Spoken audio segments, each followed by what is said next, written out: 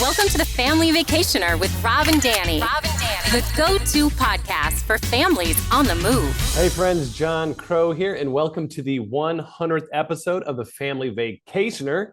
Today, I'm going to be talking with Rob and Danny about their amazing podcast, where they've been, their favorite episodes, and where we can expect the Family Vacationer to go moving forward.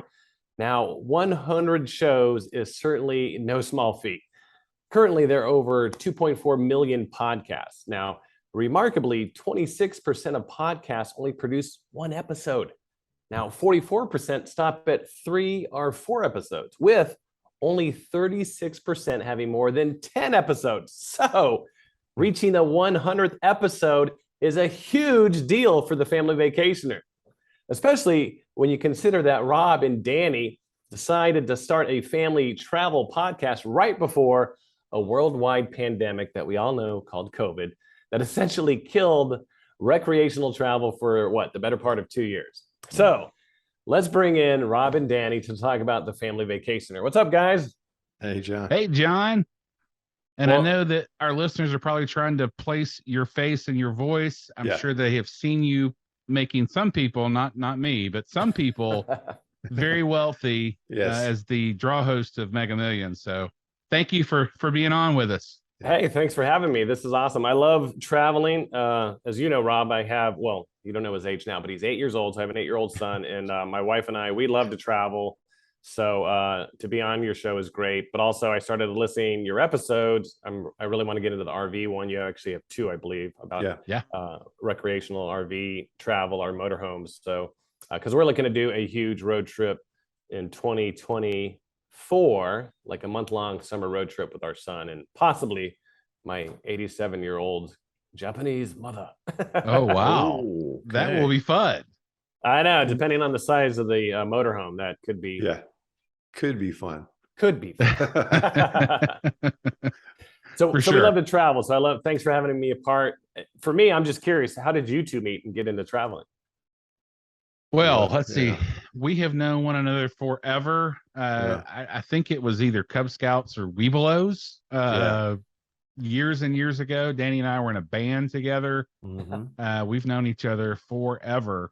So that's kind of how when I thought about starting this podcast, I thought, who can I get to be? Because I wanted about 3.5 years ago, I decided I was going to be a travel agent, and every professional job I've had, travel's been a big part of it.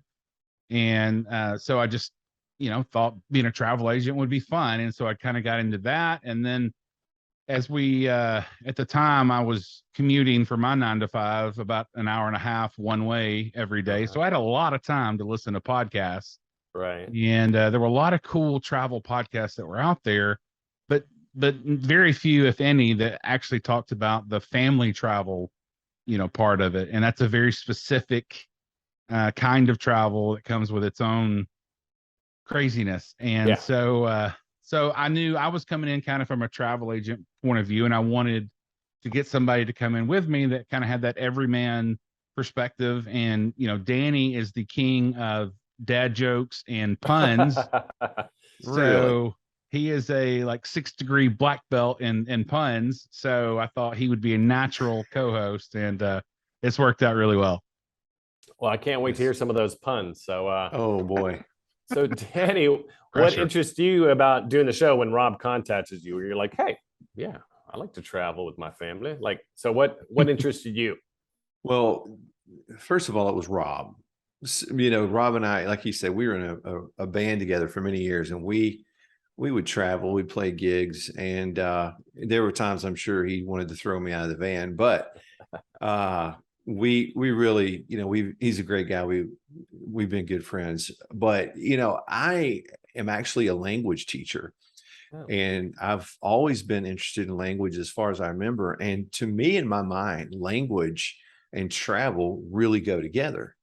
And I have my own YouTube channel where I teach language, but I just love to travel. I had the opportunity to leave the country the first time when I was 16, and was able to go to Europe, and that really opened my eyes to not everybody does things the way I do. And that was quite surprising in, well, some very surprising ways as a 16-year-old learning things the hard way. But I love other cultures. I love the biggest thing is Rob and I say we love making memories with our families while we can. And so I just felt like, yeah, I'm on board with this. This is the right thing. It's going to be great. That is great. And I think more people across the world, but in America, need to get out and travel because, like that trip did to you, it just opens up your eyes and your mind to other cultures, other people, other religions. And I've found in all my international travel that we're all so similar. We all want to provide a home and food for our family, make ends meet. And we have a lot more commonality in the world than people think. So until people get out there and travel, you're not going to realize how close we are as human beings throughout the world. That's right. So now what language do you teach? A particular language or just language? I teach Spanish. That's my if I had a specialty, I guess that's what my main language is Spanish. I also teach French, and we have another person on our channel that teaches English to Spanish speakers that want to learn English. Nice. They do a really cool thing. What were you doing with first responders? Yeah, that's on my other YouTube channel. So, okay.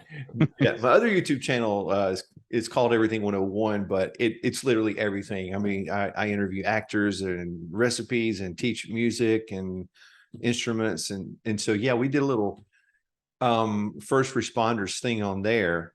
But you're talking about, we did a Spanish thing. We did a Spanish lesson for, I remember that now. We did do a Spanish lesson for first responders as well. Yeah, I thought that was really cool. Thank you.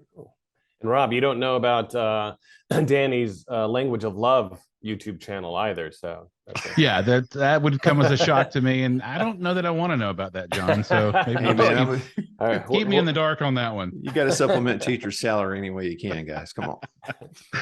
Oh boy, we're going to be on the news. Yeah. So that's great that y'all decided to start this podcast. Now, do you focus on any one particular thing? I know you have obviously 99 episodes previously, and like I said, I want to listen to the ones on motorhomes and RV travel. But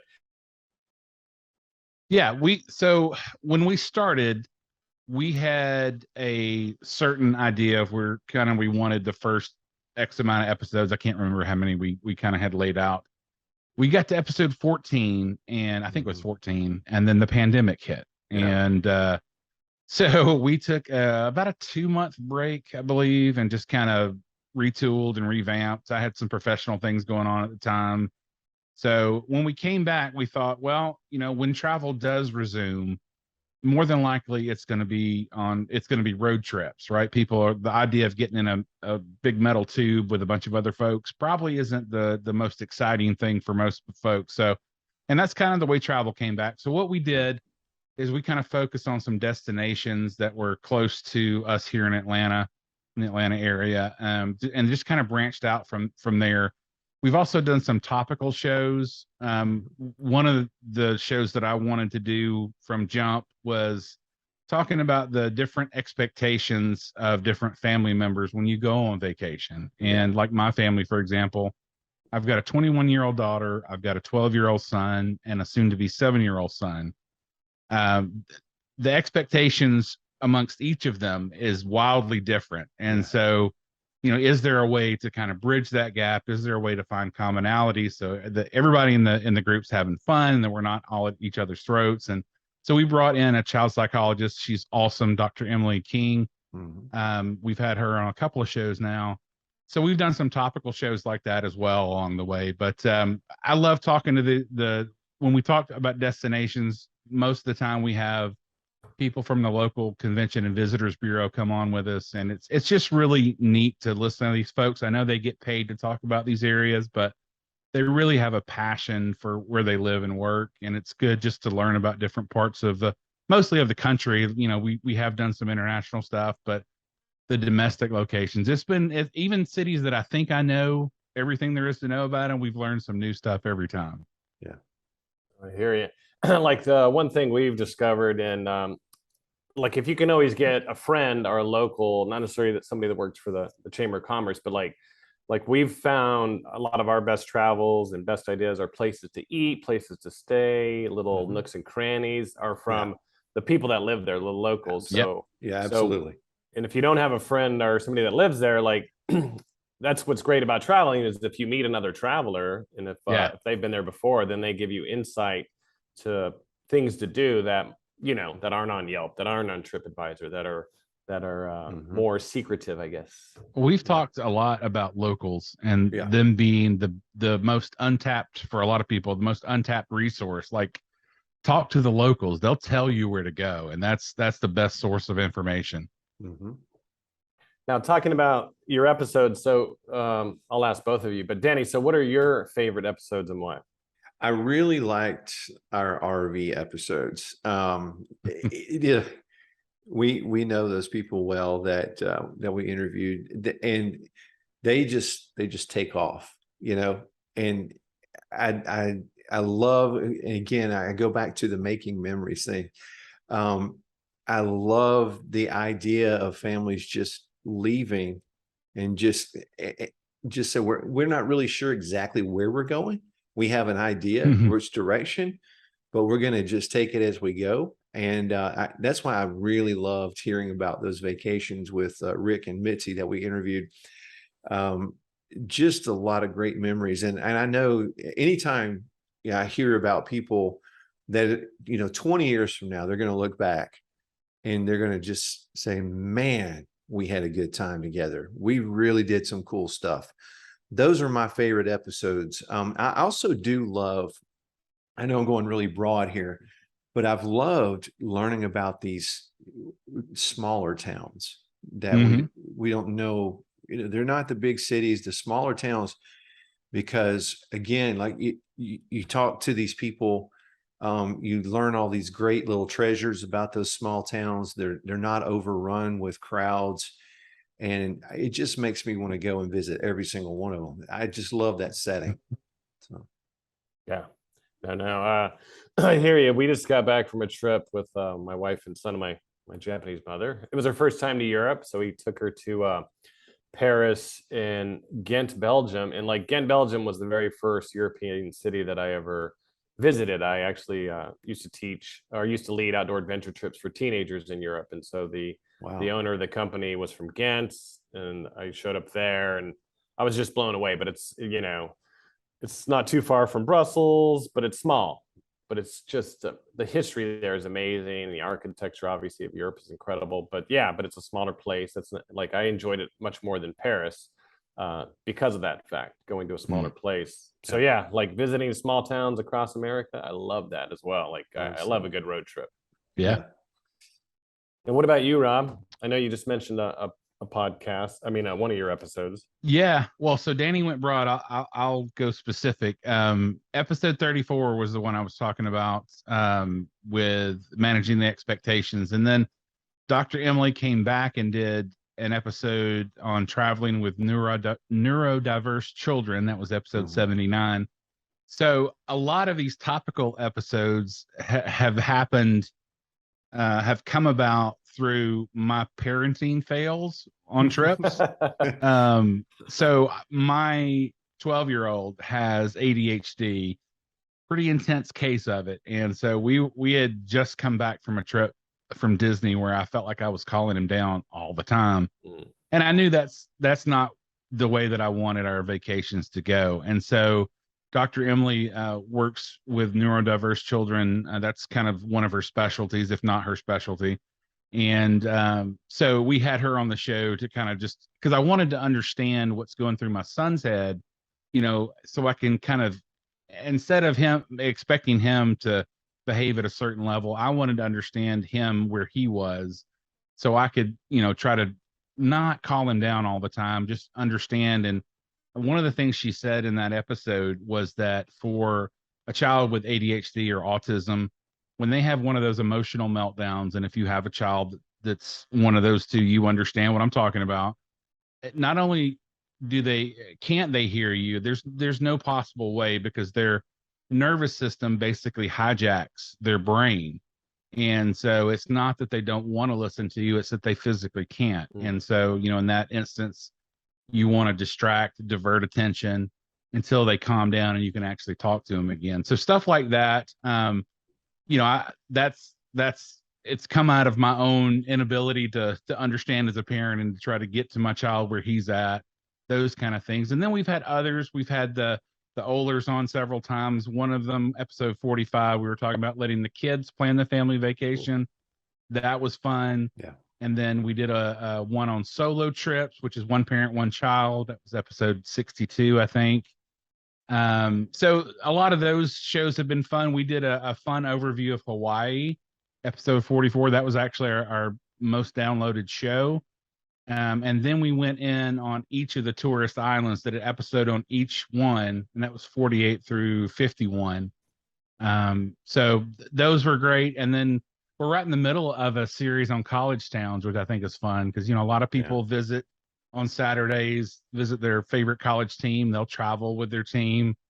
But then a lot of families, when their kid is of age, they're going to visit different colleges. So we wanted to showcase some of these towns and let them know that, hey, man, there's a ton of stuff to do in these little towns.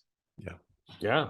No, that's great. Like I love the idea of solo travel with one parent with the kid, and then also that's a great idea. I'll have to reach out to my wife Amy and say, hey, we need to let Evan plan our next vacation. That's awesome. So it was really cool because they were talking about how it give them 4 choices, right? And so they basically research these 4 cities and learn more about these different cities, and they kind of make the decision where to go. So that was cool. And then the solo trip I thought was interesting just because when I take my 2 boys together somewhere, they fight like cats and dogs.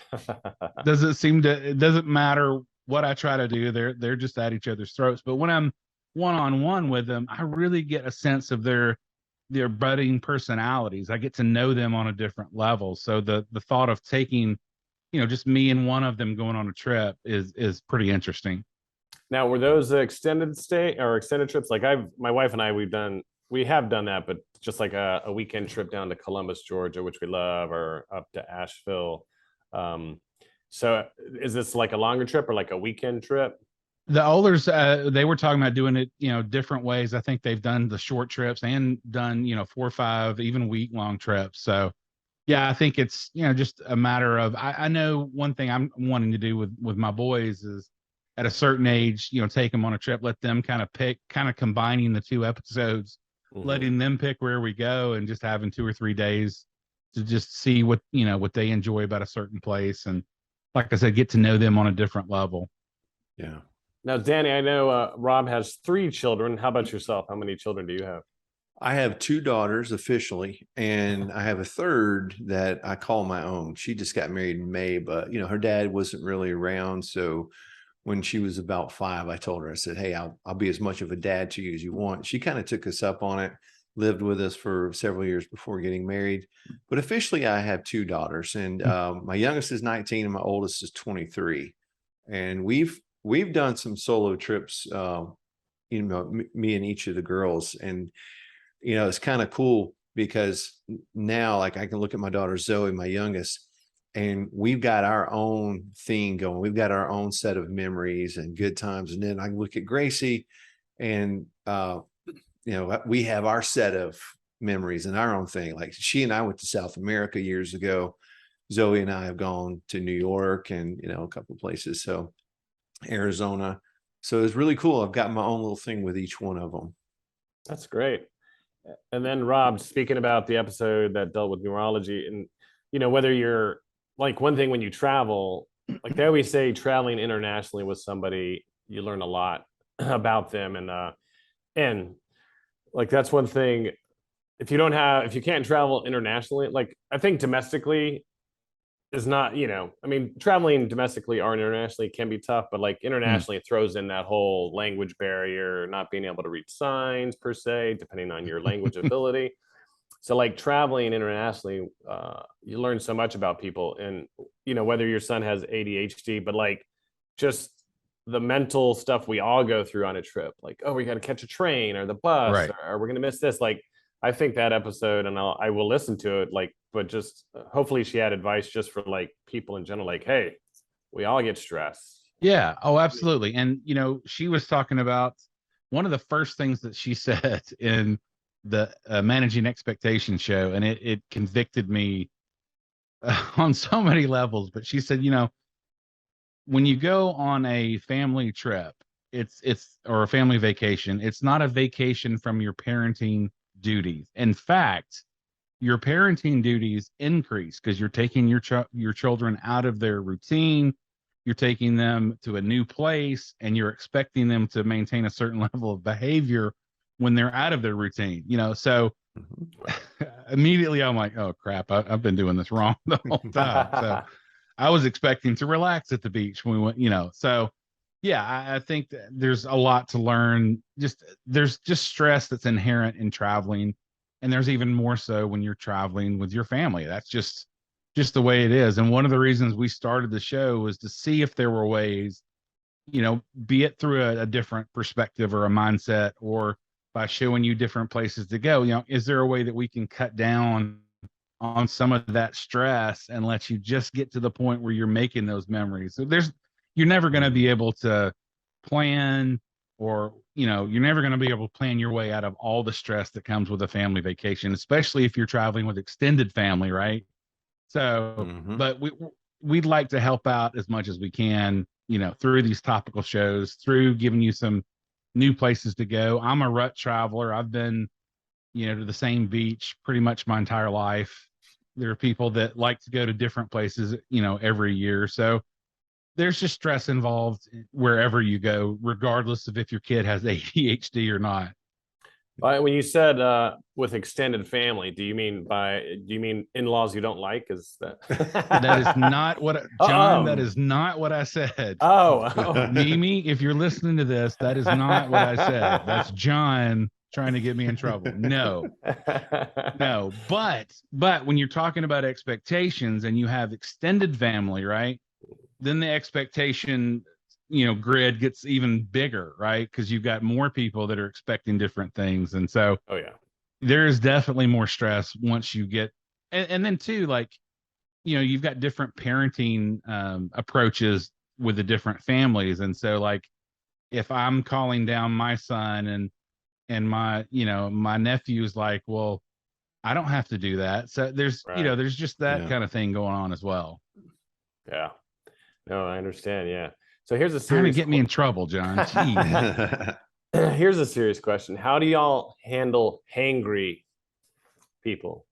Like whether it's your kid or yourself? Like, yeah, it's funny because when we travel, there's times where, tempers can flare, or you're just, if you're trying to catch something and then we'll realize like, oh, we all just need to eat something, like snacks, man. You gotta have snacks. You do, and sometimes it's hard. Like when you're in a foreign country, you don't have your normal snacks, and especially trying to get kids. Like my son Evan, he's pretty good about trying new things, but obviously kids and adults like the stuff they're used to. Right. So that can be tough. I haven't tried to travel with my 12-year-old yet. He doesn't eat food here which you look at me, you think, oh my gosh, I wouldn't have a finicky eater. I do. So I can't even imagine traveling internationally where, you can't even pronounce some of the things on the menu, trying to get him to eat that. So I think you'd have to import as much snacks as you could, right? Right. That you can take across the border. Yeah, no fruits. Right. Right, exactly. Well, guys, so here, it's what we do in our family. We're going to go on vacation or something. My wife's a professional organizer, so she wants things laid out. All right. So she gets up and she says, all right, guys, here's what we're going to do. We're going to leave and we're going to eat breakfast in Macon. So 2-hour drive, 2.5 hours, whatever it is. So if you need something to tie you over until that time, I've got this, I've got that, she's got it laid out. So there's the expectation up front. This is when we're going to eat breakfast. Now you're responsible for managing yourself until that point. Yeah, works. But if you're going between here and Macon, there's a Buc-ee's. So you got to stop at Buc-ee's. Evidently, we did that on the way back. That was the first time we'd been there. It was an experience, and there were about 4,000 people in there. I'm kind of being Yes. sarcastic, but in a way, I think there may have been 4,000. I don't know that you are. I think that I know. 4,000 seems to be a good amount of people to fit in a Buc-ee's. Yeah. Yeah, we stopped Sure. at our first Buc-ee's, just south of Chattanooga, and like just the number. I think they have like 100 gas pumps. Like it's crazy. Yeah. Yeah. How many gas pumps? And at least that much different flavors of beef jerky. Yeah, So- right. Yeah, they do. I don't know that one needs that many flavors, but they have them. So, Yeah. and a really good Yeah, steak fajita. I'll just say right now it was excellent. So I have some other questions for y'all, and feel free to point me to a podcast if you've already done this in a podcast. But I'm just Okay. curious, as we travel as a family of three, like we have an only child, so our big thing is we want to try to get another family, our families, to go with us, just so our son has more social interaction with Yeah. his peers as opposed to two adults. Although my wife and I are pretty amazing, so Yeah. Oh yeah. I was going to say, I mean, Yeah. when you have parents like that, I mean, I'm do you telling really you. need anybody else? I don't know. Now, have you guys done any episodes on traveling with another family or meeting the family somewhere? Yes. So episode 80 was a unique episode for us. We kind of split it up into two buckets. So one bucket was if you already have a family that you feel like you want to travel with. We came up with some questions just because not every family is vacation compatible with the other, right? So like, Mhm. do you want to eat out every night? Are you wanting to relax more? Are you on the go all the time? Just some questions to kind of have a conversation beforehand so that you're still friends after the vacation, Yeah, right? that's right. That's the goal. And then, the other bucket was we really looked at the fact that the hard truth that it is difficult to make friends as an adult. It's more difficult to make friends as a married adult, even more difficult still as a married adult with children. So we brought in author Nick Gray, who was just this awesome human being, just Yeah. full of energy. And his idea was throwing these 2-hour parties with very targeted itineraries to try to Mhm. develop those friendships as an adult. So Yeah. it was a very fun episode, very cool idea. I'm, believe it or not, an introvert, so it way out of my comfort zone, but it was a very interesting idea. So That's cool. That's cool. Yeah, no, like before we had our son, we learned from other parents that did have kids saying, well, you end up becoming friends with your kids' friends' parents, Mhm. And so yeah, and you then do. like we're a soccer family. A lot of our friendships came on the soccer field. So yeah. kind of how it goes. Now, have you two traveled together as a family? Both your families together? No, We have Oh, not. No. We That should is do that, Dan. episode 112. I'm telling you. All right, I'm We- gonna write it down. I think we've talked about getting together for dinner or something maybe, but that's about it. We Yeah, haven't traveled we- together, so Danny's schedule is presidential in its difficulty to try to get things scheduled. So he's on the go. So but yeah, we need to do that, Dan. we do. Yeah. I mean, if you're teaching, I understand because before my son entered school, like even as a kindergarten, and even last year, like we're like, oh, we can pull him out on non-holidays. But as the older he gets, we feel like we can only go on vacation on school holidays, which makes, I mean, I don't know Yeah. if you guys have talked about that, but that's one thing we've discovered is like now everybody is traveling on the same Yep. holidays. Yep. So price fares jump and Mhm. just planning. So we're learning that like it's not as easy before when he wasn't in school and we could just go whenever we wanted. Go. Yeah. For sure. But do you guys have any tips or tricks on like that's one thing we're always trying to find is like how like can we get hotel reward points or frequent flyer miles? Like Right. how do you guys any advice on how to travel more cost effectively? So we did an episode, it was episode 85 with Claire Tregeezer. Claire, I'm sorry if I messed up I had the entire time before the episode to practice your last name, and now I'm on the Tregeezer. spot. Tregeezer. Okay. Yeah. She's an investigative reporter in San Diego, and she did an article. I can't remember who it was for, but it was a really cool article. It talked about some ways to save money on travel.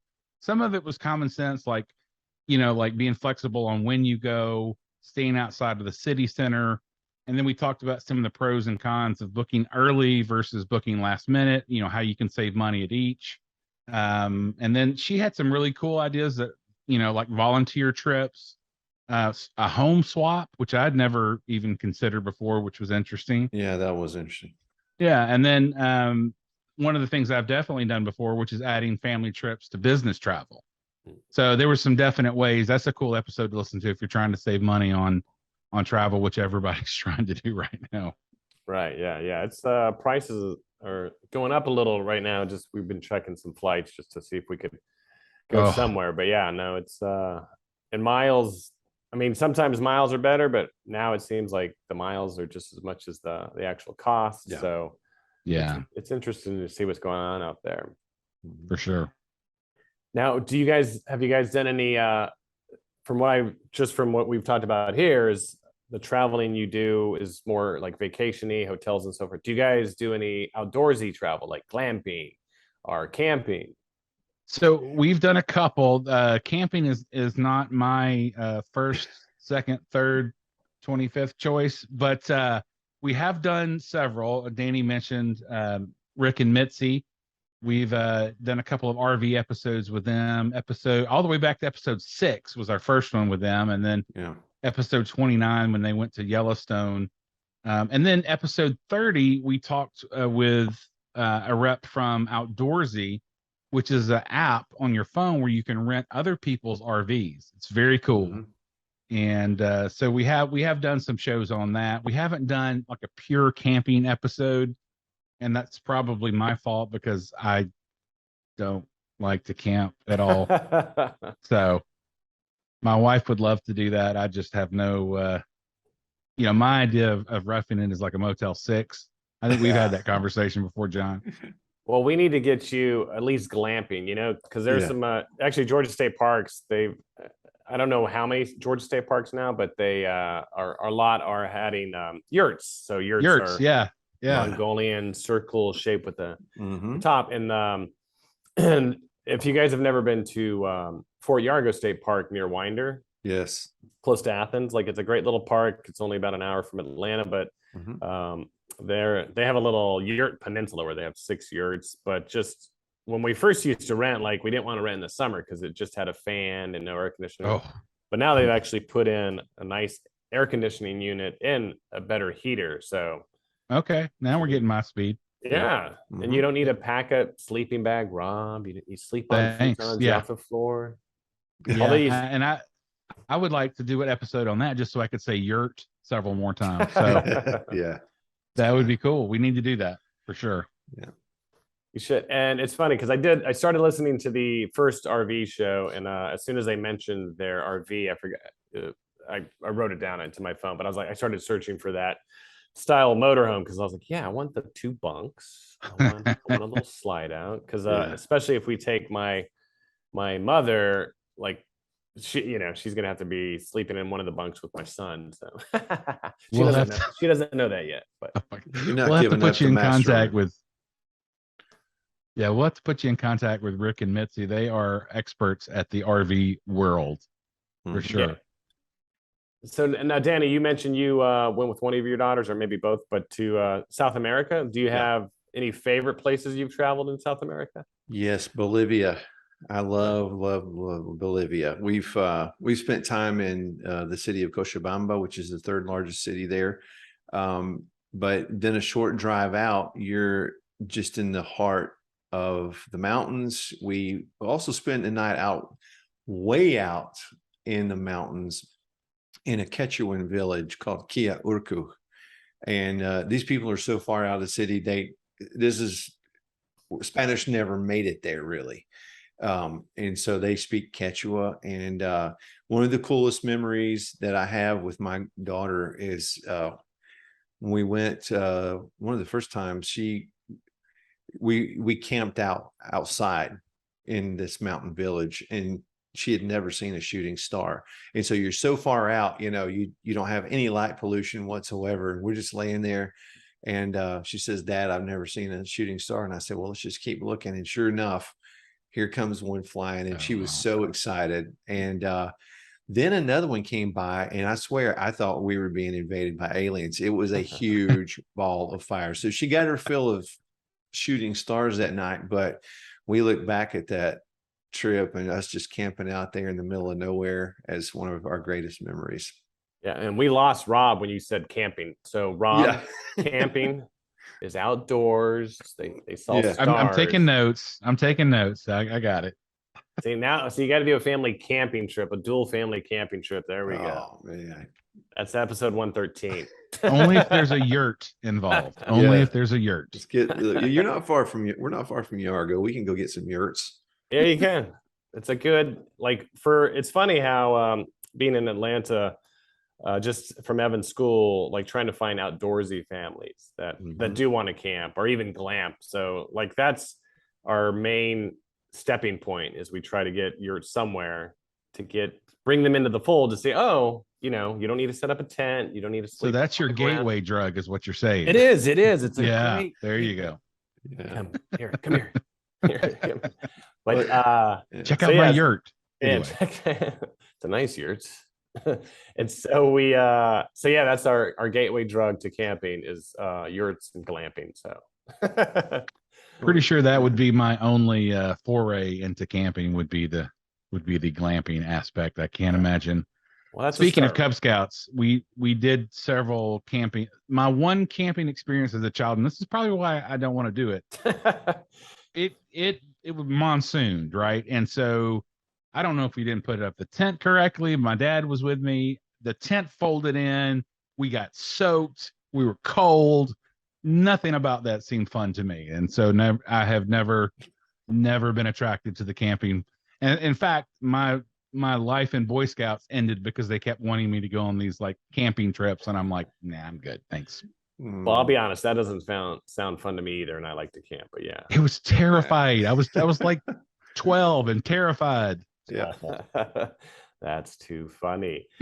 No, I have yet to go to Bolivia. No, I have not been to Bolivia. A friend of mine, we used to lead trips together for the same company in Europe. And so she runs a company out of Peru. She's Belgian, but she's got her dual citizenship now. So she's Peruvian as well, but she lives in Lima. So we try to do a lot of trips with her, group trips. So this past year we did Argentina and Peru. My son actually hiked the Lairs Trek.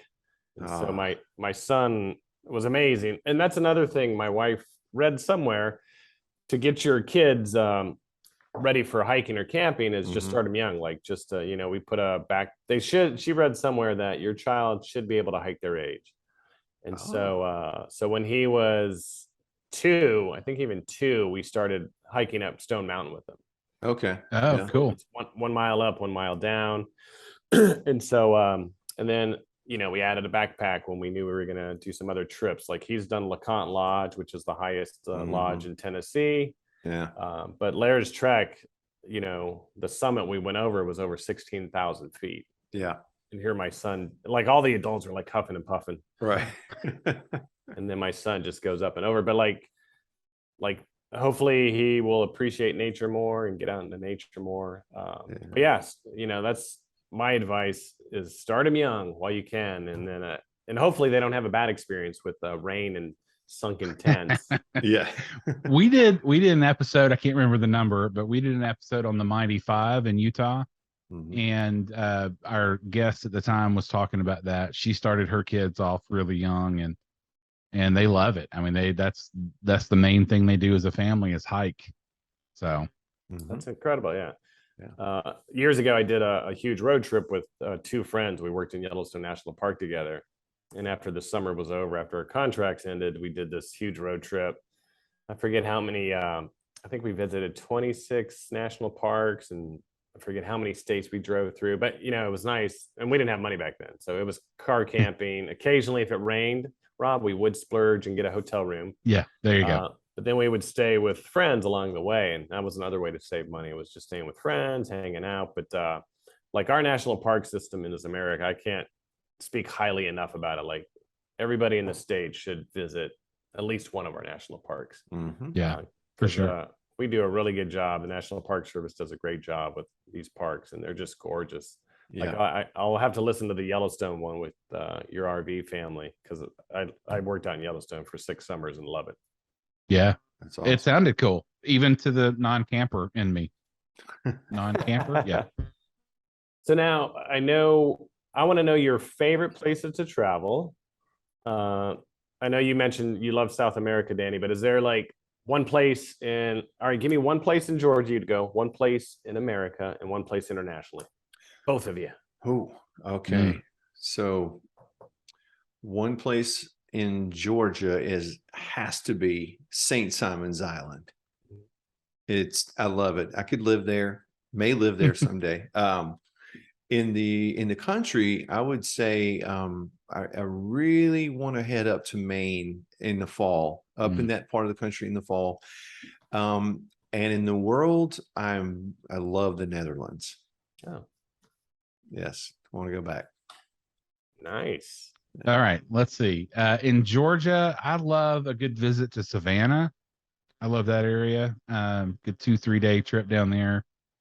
In the country, probably have to be Destin, Florida. That's kind of my where I hit my spiritual reset button every year.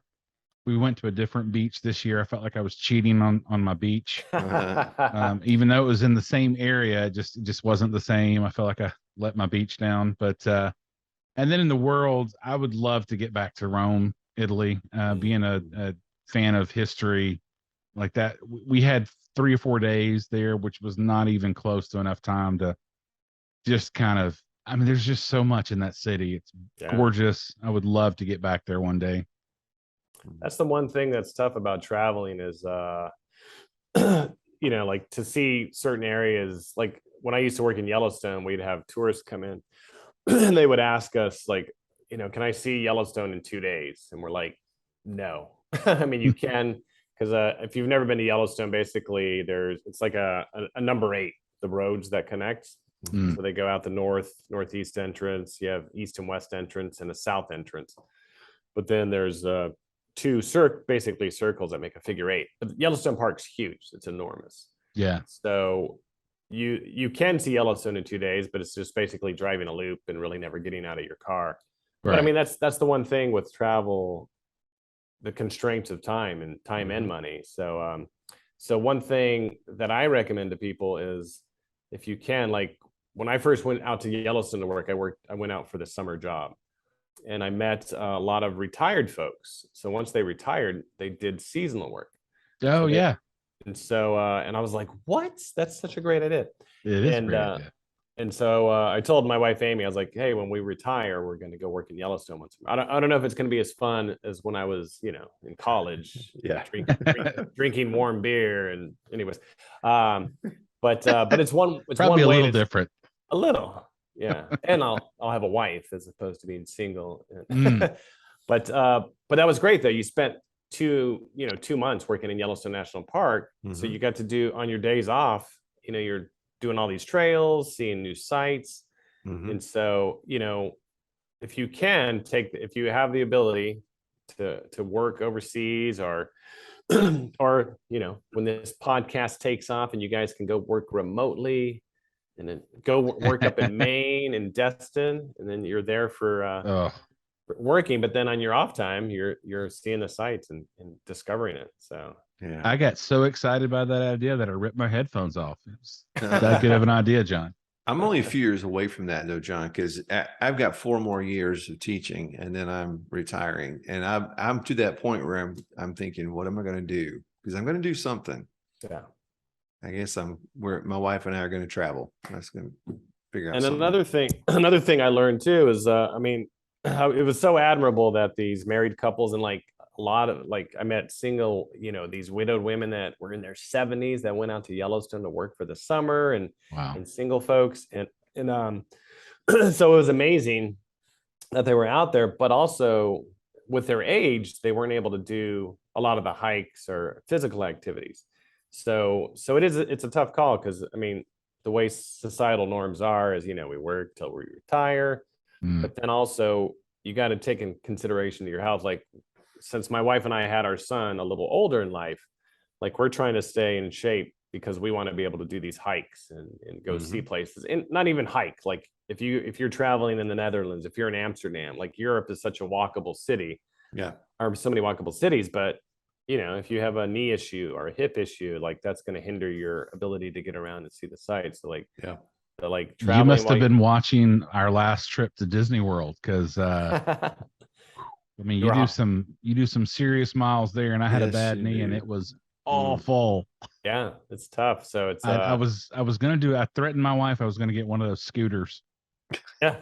Well, it was funny because my son, right before we went to visit my wife's family in Sacramento, he got this summer he either got stung by a bee or something, but his foot got infected and then on the flight over it just swelled, so like he was in severe pain. So so we were going to San Francisco, and so like we just walked around, like, so I had to carry my son on my shoulders, which the older he gets it's harder, but when we got to a museum, like he was cool. We're like, hey buddy, we're just going to get you a wheelchair, and they let us have it, and we just pushed him around the museum in a wheelchair, and he was great with that. So Yeah. so sometimes you gotta, like, we suggested that to my mother in Europe. We're like, Mom, if you get tired, we're gonna get you a wheelchair. But she's like, no, Johnny. Her pride was too. I thought, see, I had no pride at Disney. I was like, if I had thought about the scooter earlier, I totally would have done it with no shame. Yeah, No shame. yeah. So travel while you're healthy, young, but also travel whenever you can. That's my thoughts. Life's short in this country and world, amazing. So I think it's incredible that you guys put this podcast together. Was there anything you learned though? I know you kind of switched how you were going during the pandemic, because people weren't traveling, obviously, and you knew they were going to start locally, which was brilliant to anticipate that and do road trips. But what are some key takeaways from doing the show, whether it's in regards to travel or just in life general? Like, how has it affected you guys?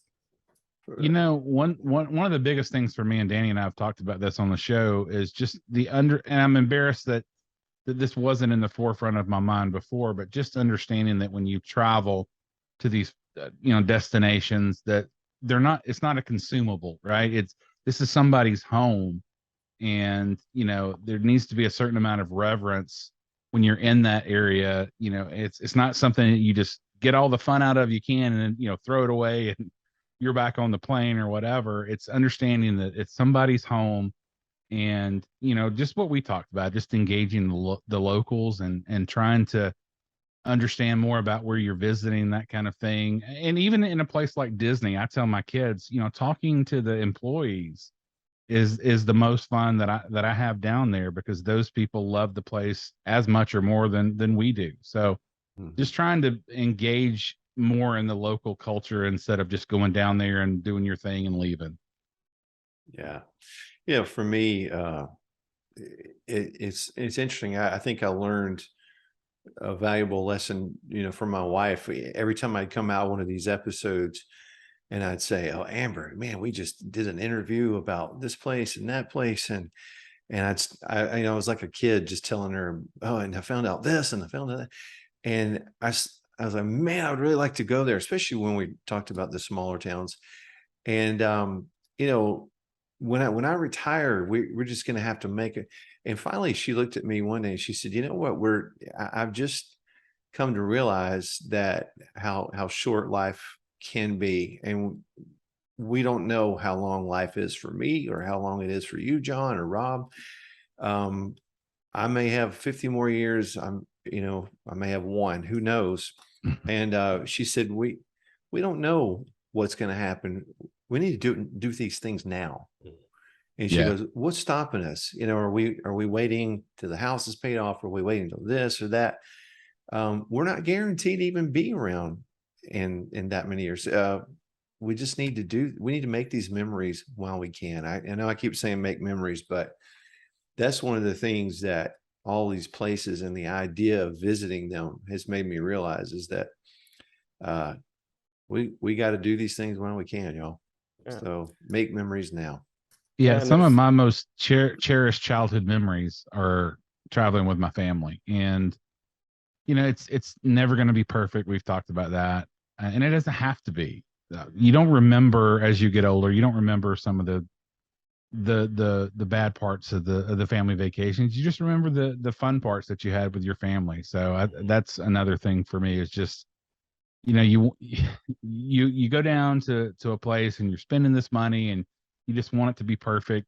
It's not going to be, right. It's not going to be. So just enjoy the time with your family, because that's what you're going to remember. Right. Yeah. And it's always, you can never always necessarily wait for the right time to go. Like you were just saying, Danny, like you just got to get up and do it. Like I just remember the first time when I first decided to go out to Yellowstone to work, I tried to get all my friends. I was like, hey, I'm gonna go flip burgers in Yellowstone National Park for the summer. And nobody went with me. And so I drove across West by myself. I think I was 19. And I had the best summer of my life. And that just opened up my world to travel. And since then, I've worked on 2 ships. I went on a ship that went around the world in 100 days. I worked on a ship that was off the Sea of Cortez, and we followed the migratory routes of the whales. And my contract ended up in Alaska. And then, and then that opened up my mind to teaching English in Japan. And then I met folks, and then I found out I ended up, leading outdoor adventure trips in the US and then Europe. So like the more you open up your world, the more the world opens up to you. And for sure.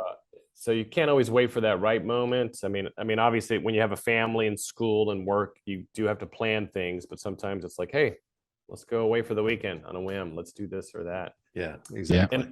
And another thing that I think is nice that you touched on, Rob, was, and even you, Danny, is when you travel to a foreign country, like try not to take your American attitude or your your Western, like, well, how come they didn't do it this way? Well, that's because it's not America. Like, Exactly.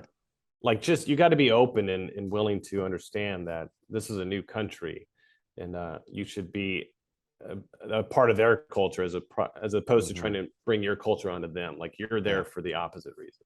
That's right. Yeah. And like you said, John, there's more that is common between us than is foreign. So yeah.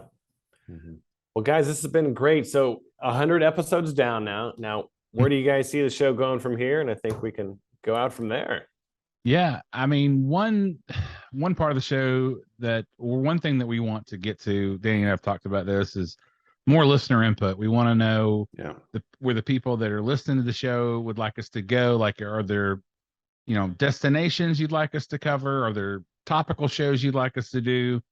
And then the other thing is, to build a sense of community around the show so that parents can interact with one another respectfully and just, share best practices and, just confessions of, like I've talked about, just not being the perfect parents, like a place where parents can talk about that. And it's tough I want to build that sense of community organically. I don't want to try to force it, like we've got a Facebook area where it is a community there, but I'll be honest, I don't know what to put in there yet. I really want it to be organic and not like a forced conversation. So we're going to work on ways to do that. And I know that, we want to start talking about overseas locations. Like we mentioned, the pandemic kind of forced us into being more of a domestic show, but we do want to talk about some international locations. And Dan, I'm sure you've got some thoughts.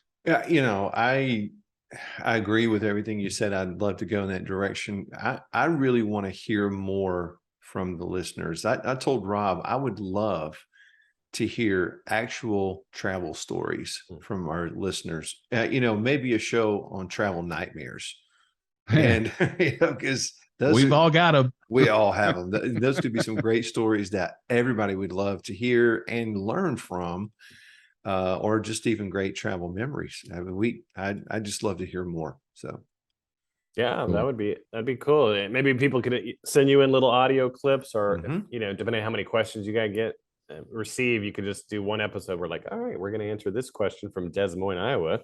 Yes, Becky wants to know why Rob's dad didn't set up the tent right. And now, oh, my poor dad. It was not his fault. It was not his fault. I was the Cub Scout. I was supposed to know what was going on. So, yeah. Well, John, thank you so much for coming on our show. Don't be a stranger. We'll have to have you back.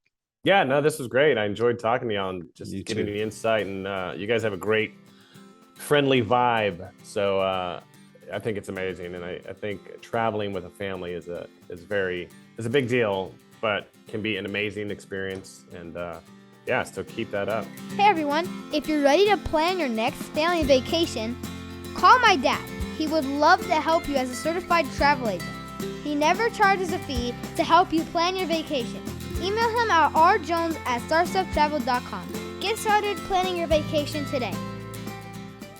Again, we thank John Crow for being with us. John's awesome. We appreciate him spending some time with us and talking with us on this 100th episode. We look forward to hundreds and hundreds more episodes together. We want to hear from you guys. So we want you to help us guide the show, and you can do that by telling us what topics interest you, destinations, topical shows like we just talked about, you name it. Email me at rob@thefamilyvacationer.live with what you'd like to hear. Yes, and we want to thank all of you, our special guests, everybody that's been on the show over these first 100 episodes. We really have enjoyed talking about your towns, the travel topics that matter so much to you, your experiences. It goes without saying that this podcast would be much more difficult to put together without such amazing guests. And we appreciate every single one of you, all of you. And to you, our listener, we say thank you for investing life's most precious commodity, which is your time. And we hope that you've enjoyed the show thus far, and we look forward to the future. We would love to talk to more families about your vacation. So please do drop us a line. If you've gone someplace fun and you want to share it with everybody else, we'd love to hear it. Yeah. So that does it for this, our 100th episode. We get back on track next week as we finish our look at college towns next week with a look at Ann Arbor. And then we'll follow it up with a look at Chapel Hill, North Carolina. We'll see you next time, friends. Thank you for listening to The Family Vacationer. Make sure and subscribe to hear more of Rob and Danny.